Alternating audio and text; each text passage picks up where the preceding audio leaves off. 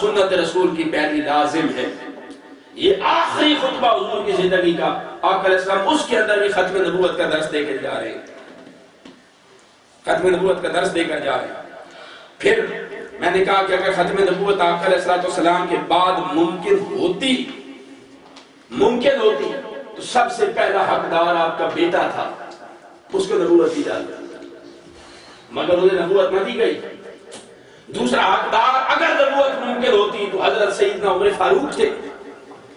آقا علیہ السلام نے ارشاد فرمایا حضرت سیدنا عمر فاروق رضی اللہ تعالیٰ عنہ کے بارے میں، اور اس حدیث کو بھی امام ترمذی نے روایت کیا ہے کتاب المناقب کے اندر، اور امام حاکم اپنے مستدرک میں یہ حدیث لے کر آئے، اور امام طبرانی اس کو المعجم الکبیر میں لے کر آئے، اور امام رویانی المسند میں لے کر آئے، اور امام طبرانی نے المعجم الکبیر میں حضرت اسما سے بھی یہ حدیث روایت کی ہے، اور امام حیثمی مجمع الزوائد میں لے کر آئے، اور امام احمد بن حنبل اپنی مسند میں لے کر آئے۔ آقا علیہ السلام نے ارشاد فرمایا، حضرت عقبہ بن عامر راوی ہے، حضور نے فرمایا لو کان بعدی نبی لکان عمر بن الخطاب، آقا نے فرمایا اگر میرے بعد نبوت ممکن ہوتی تو عمر بن الخطاب نبی ہوتے، ولیکن لا نبی بعدی، لیکن میرے بعد نبوت ممکن نہیں ہے۔ پھر آقا علیہ السلام نے ارشاد فرمایا حضرت علی شیر خدا کے بارے میں، حضرت سعد بن ابی وقاص راوی ہیں حدیث کے، آقا علیہ السلام نے ارشاد فرمایا خلف رسول اللہ علی بن ابی طالب فی غزوہ تبوک، غزوہ تبوک کے موقع پر آقا علیہ السلام نے حضرت علی شیر خدا کو پیچھے گھر میں چھوڑا کہ وہ بچوں اور عورتوں کی حفاظت کریں تبوک کے موقع پر۔ فقال یا رسول اللہ اتخلفنی فی النساء والصبیان، علی شیر خدا کہنے لگے یا رسول اللہ میں تو مرد میدان ہوں، میں تو میدان میں لڑنے والا ہوں، آپ مجھے بچوں اور عورتوں کے لیے پیچھے چھوڑ کر جا رہے ہیں، مجھے بھی ساتھ لے کر جائیں۔ اس پر آقا علیہ السلام نے ارشاد فرمایا فقال اما ترضى، حضور نے فرمایا کہ اے علی شیر خدا کیا تو اس بات پر راضی نہیں ہے ان تکون منی بمنزلت ہارون من موسیٰ، کہ تیرا میرے ساتھ وہی درجہ ہو جو حضرت ہارون کا حضرت موسیٰ کے ساتھ تھا، موسیٰ کے ساتھ تھا، الا انہ لا نبی بعدی، سوائے اس کے کہ میرے بعد نبوت ممکن نہیں ہے۔ ارے حضرت ہارون حضرت موسیٰ علیہ السلام کے ممد تھے، معاون تھے، ان کے بھائی تھے، ان کی مدد کرنے والے تھے۔ حضرت موسیٰ بھی پیغمبر، حضرت ہارون بھی پیغمبر ہوئے۔ آقا نے فرمایا تیرا میرے ساتھ درجہ یہ ہے جیسے حضرت ہارون کا موسیٰ کے ساتھ تھا، مگر وہ تو پیغمبر کے بعد پیغمبر تھا۔ علی شیر خدا تجھے یہ درجہ تو حاصل ہے، مگر میرے پاس چونکہ نبوت نہیں اس لیے تو نبی نہیں ہو سکتا، ولیکن لا نبی بعدی، لیکن تو نبی نہیں ہو سکتا۔ ارے اگر نبوت کا کسی کو حقدار ٹھہرانا تھا تو پہلا حقدار حضرت ابراہیم حضور کے بیٹے تھے، دوسرے حضرت عمر فاروق تھے، تیسرے حضرت علی شیر خدا تھے۔ ارے وہ مقتدر ستودہ صفات اعلیٰ ہستیاں اس درجے پر فائز ہو کر بھی جب حضور کے بعد نبوت اور رسالت کے فیض سے معروم رہتی ہیں تو 14-15 صدیوں بعد پیدا ہونے والا کس طرح سے نبی کہلوا سکتا ہے؟ اس لیے حضور کے بعد نبوت اور رسالت ممکن نہیں ہے، یہ ممکن ہی نہیں۔ اور یہ وہ چیز ہے جس کا اقرار خود مرزا غلام احمد قادیانی صاحب، ان کی کتاب ہے ملفوظات، اس کے اندر انہوں نے اس کا اقرار بھی کیا صفحہ نمبر 116 پر۔ اب میں آتا ہوں ان کی طرف، انہوں نے خود کہا، کہتے ہیں کہ جو شخص بلا توسل حضرت صلی اللہ علیہ وسلم بلا توسل حضرت صلی اللہ علیہ وسلم کے اگر خود بخود قرآن سمجھتا ہے وہ ضرور دھوکہ کھائے گا۔ اب ہوتا کیا ہے، بعض لوگ آتے ہیں اور وہ آ کر تحریف کرتے ہیں۔ کیا کرتے ہیں؟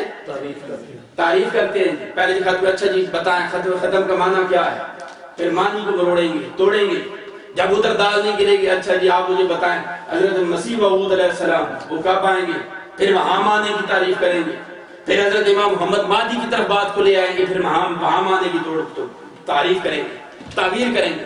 اب دیکھیے جو معنی کی تعویل اور تحریف کرتے اور آقا علیہ السلام کو چھوڑ کر قرآن مجید کو سمجھنے کی بات کرتے ہیں، ان کے بارے میں غلام مرزا احمد قادیانی صاحب کا اپنا عقیدہ کیا، یہ ان کی کتاب ہے ملفوظات، ہماری پرنٹ کی ہوئی نہیں، ان کی اپنی پرنٹ کی ہوئی۔ یہ اللہ تعالیٰ سلامت رکھے شاہ صاحب کو جنہوں نے یہ کتابیں محفوظ کی سنبھالی۔ اس کتاب کا صفحہ نمبر 116 اس میں کہتے ہیں جو شخص بلا توسل حضرت صلی اللہ علیہ وسلم کے اگر خود بخود قرآن سمجھتا ہے تو وہ ضرور دھوکہ کھائے گا۔ اب حضور کو چھوڑ کر جو قرآن مجید کی تعویل کرے گا، معنی مفہوم مراد بیان کرے گا، وہ گمراہ ہوگا، دھوکہ کھائے گا۔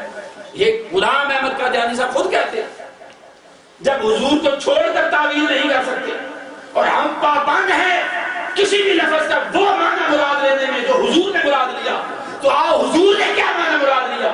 آقا علیہ السلام نے جس جگہ پر بھی حدیث بیان کی، آقا علیہ السلام نے فرمایا لا نبی انا خاتم النبیین لا نبی بعدی، میں نبیوں کا ختم کرنے والا ہوں اور میرے بعد نبوت ممکن نہیں ہے۔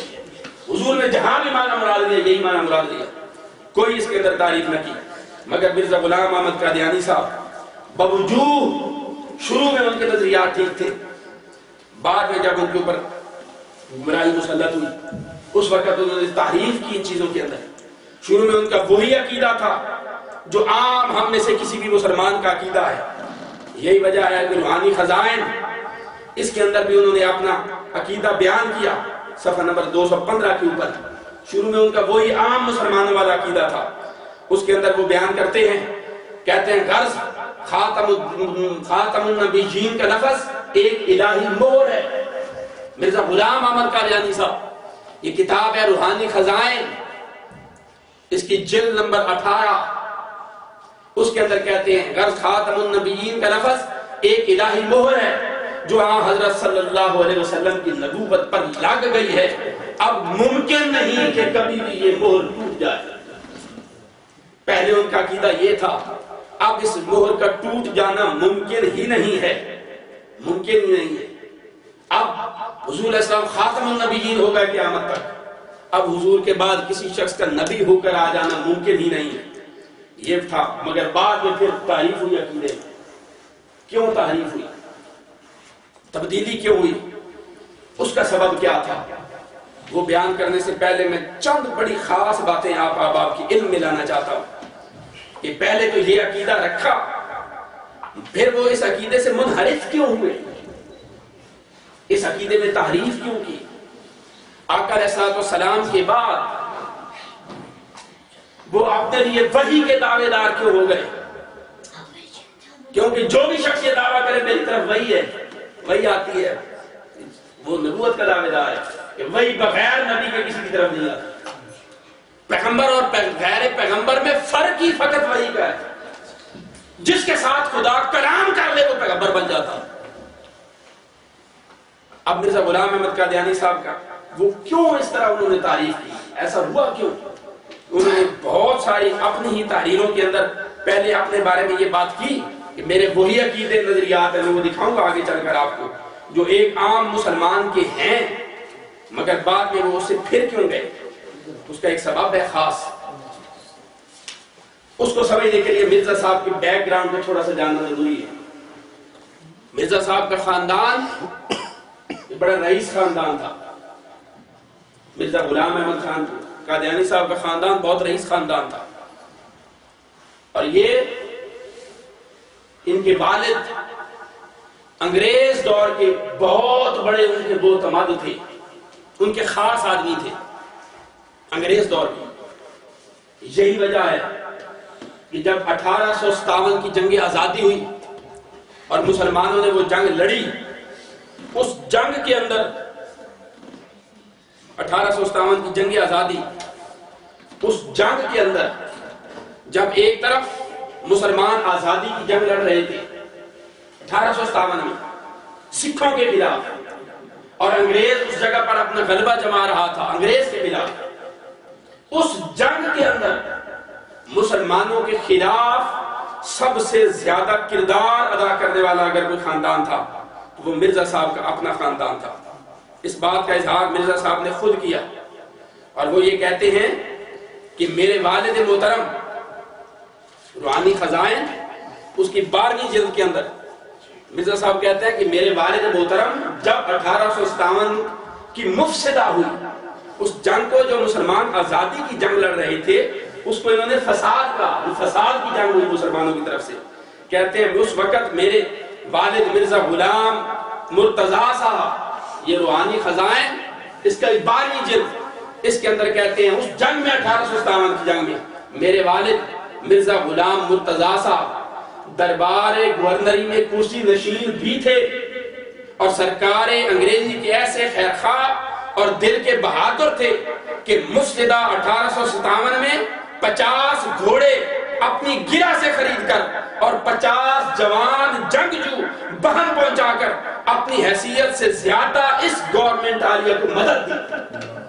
یہ مرزا غلام احمد قادیانی صاحب کی اپنی تحریر ہے کہ ہمارا خاندان وہ وفادار تھا، ان کا وہ وفادار تھا، اور اس وفاداری کو انہوں نے پھر آگے چل کر خود اظہار بھی کیا۔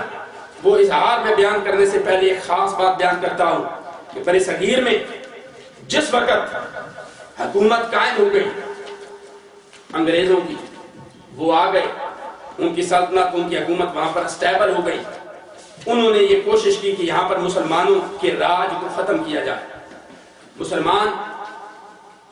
مسلمانوں کے اندر فساد پیدا کیا جائے، اور فساد پیدا کرنے کے لیے انہوں نے ایک شرارت کی، اور وہ شرارت آج بھی لندن کے اندر ان کی جو رپورٹ ہے extract from the printed report India office library London, اس کے اندر آج موجود ہے۔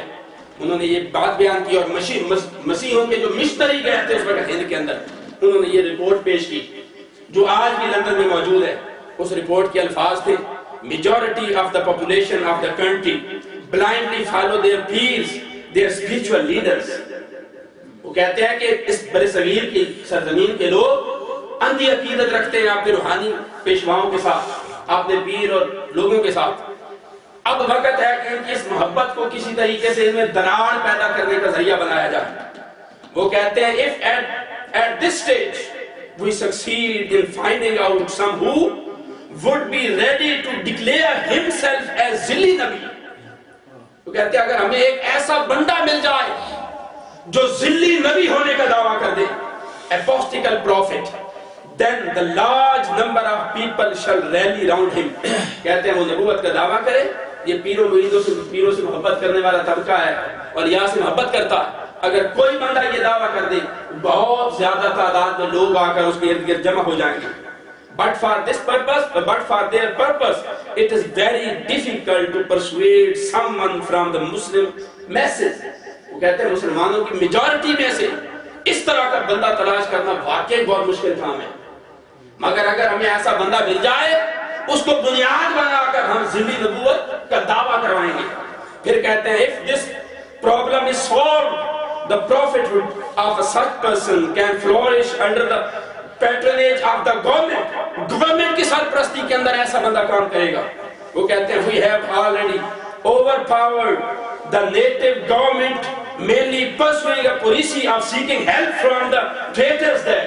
وہ کہتے ہیں ہم اس سے پہلے انہی لوگوں کے اندر سے ایسے باقی لوگوں کو استعمال کر کے ان کے اندر اپنی حکومت قائم کر چکے ہیں، مگر وہ سیاسی معاملہ تھا۔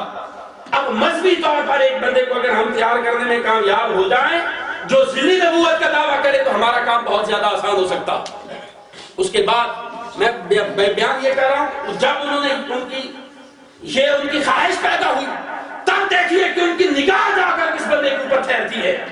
جب وہ اس مقصد کے لیے انہوں نے حتمی فیصلہ کر لیا کہ ان کے اندر سے ایک بندے کو اٹھایا جائے، ان کی نگاہ مرزا غلام احمد قادیانی کے والد پر جا کر ٹھہری کہ یہ وہ بندہ ہے جو قدم قدم پر مسلمانوں کے خلاف ہمارا ساتھ دیتا آیا ہے۔